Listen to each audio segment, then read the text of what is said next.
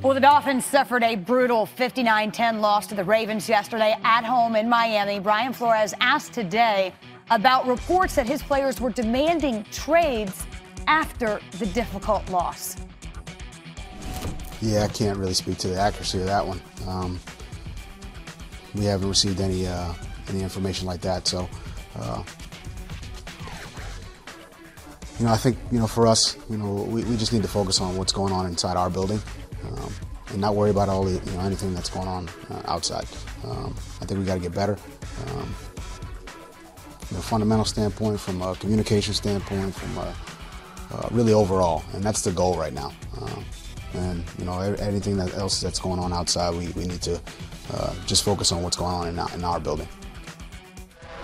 Really a tough spot for Brian Flores. He knew that, of course. Overreaction Monday, but I'll say this: the Dolphins will go 0-16, and the real overreaction is this: are they setting themselves up for really a historically poor season? This is not an overreaction. I don't know where this team wins the game. I believe they get an opportunity to play the Cardinals, and that could be the best chance, other than when Jarrett Stidham starts against them in the last game of the season, because the New England Patriots have already clinched the playoffs, and I still don't think they'll be good enough to beat that New England Patriots team. When you look at this team, whenever a defensive coach takes over as your head coach, you expect discipline on defense. You expect a team that understands where they're supposed to be, when they're supposed to be there, and gets there how they are supposed to. And this team just did not. We understood they would struggle from a quarterback standpoint, but to watch this team play, it did not look like an NFL outfit. And this is what I'll say about some of the reports that people were calling to get traded. Who on this team played good enough that they think somebody else would want them anyway? It's not an overreaction, because Stephen Ross, the owner, when he was interviewing candidates before they settled on Brian Flores, he sent the message to those candidates: there's going to be no pressure to win this year. He didn't say that. He didn't use the word tank, but we saw by their roster moves right before the season started that they are clearly tanking for next year, and that demoralizes a lot of people, the players in the locker room, the coaching staff, including the head coach, people in the organization who have to sit there and come in the building every day knowing that their team is the worst team in football, and I think it's very possible that they go winless. Well, let's be clear there, Mort. Just clarify one thing, and I agree with you. Obviously, the roster moves and the indications were they weren't trying to win this year, but the head coach and players they go out there to try to win. No, they're not tanking. But what a tough spot. But they're not tanking, but the owner, the organization tanked. I hear you. Yeah, when they put you in a position where you don't have the talent to win, there's nothing you can really do. Maybe we'll laugh about this in 2 years. Listen, and they're good. No, Brian Flores. I mean, it wouldn't even be in his DNA to coach quit. A football season and not try to win. They're going to try to win. They don't have the players. Agree. They might be the worst team in football. I think they get a win somewhere. You look at, the Bills turned the football over 4 times, actually ended up winning the game, but 4 times in a game, they get to play them twice. The Jets look like they're going to have their, you know what I mean? They have their own issues. So I think they end up finding a win.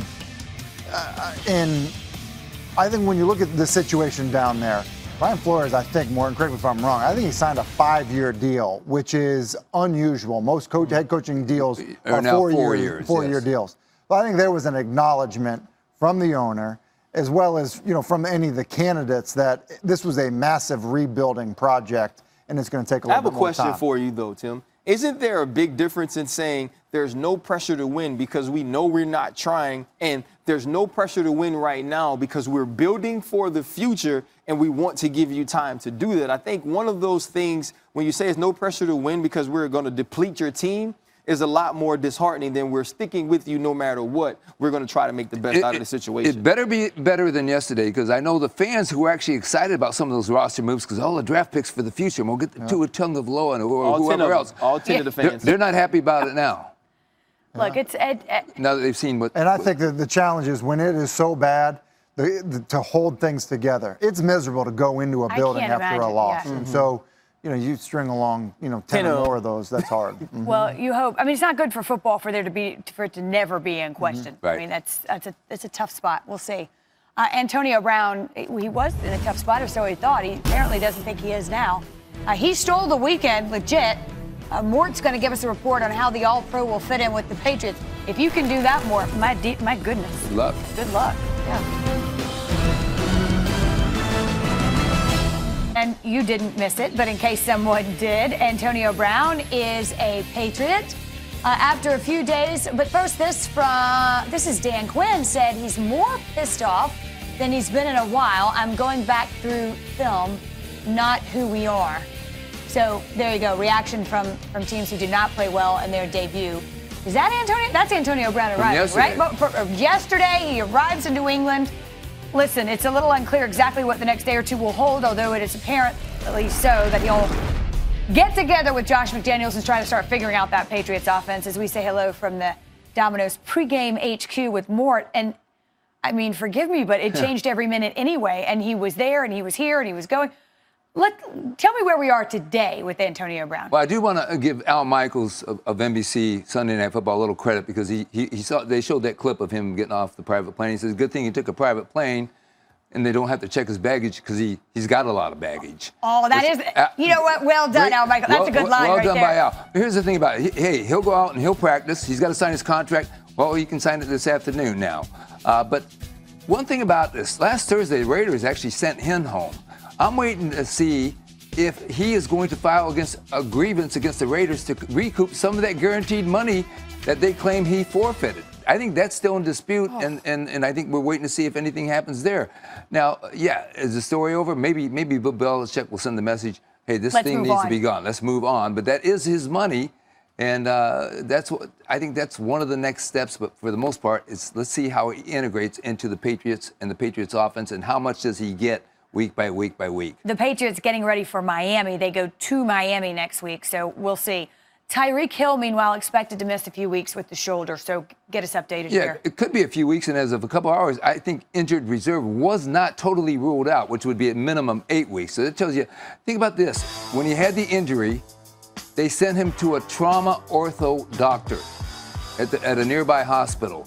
And the reason why their athletic trainer, Rick Burkholder, did that is because when you have a sternoclavicle injury, and this one was a subluxation, it sometimes can go backwards. If it goes backwards, you check for blood vessels, nerves, windpipe, esophagus, and they were satisfied that those things had not been totally jeopardized, but they had to put it back together, which tells you it did go backwards because they had that concern. So is this going to be a few weeks, or is this going to be more? All right, again, and of course, Nick Foles undergoing surgery today. We now know he's on injured reserve. Yeah, and surgery went fine. The same collarbone, left collarbone, he had actually fractured with the Eagles in 2014. All right, so he'll be out for the foreseeable future. Still to come on NFL Live, the 49ers only had 2 interceptions in all of 2018, but Jameis Winston managed to deliver 3. Is it going to work for Bruce Arians and company? We'll talk about that straight ahead. NFL